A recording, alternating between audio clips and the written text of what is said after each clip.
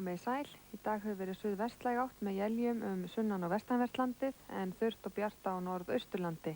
Og á hádegi í dag þá má sjá að það var lægð hér suðvestur af landinu og önnur hér á milli Íslands og Grænlands. Og þróunin til morguns er sú að þessi lægð hér, hún fer hér austur með suðurströndinni í nótt en hin lægðin hún þokast í austurátt.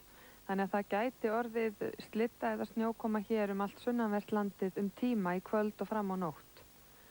En á morgun er reiknað með að verði suðvestlæg átt á landinu og vindhraðinn verður svona 10 upp í 18, jafnvel 20 metrar á sekúndu, hvassast hér við suður- og suðvesturströndina en hægari vindur hér inn á norðausturlandi.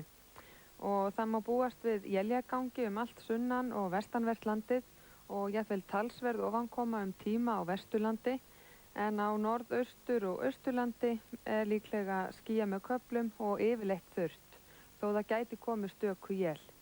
Og frosti verður svipað og í dag, svona 0 og niður í 7-8 stig. Svo á laugardag er útlit fyrir að verði áfram vestlæg átt en hægari vindur og áfram éljagangur allt vestanvert landið en þurrt og bjart að mestu leyti austan til.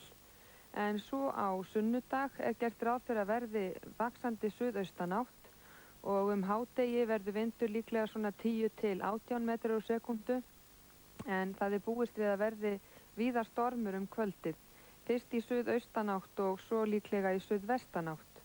Og þessu fylgir slitta eða rigning allt sunnanvert landið því það hlýnar með þessum veðri en norðan til á landinu má búast við að verði snjókoma.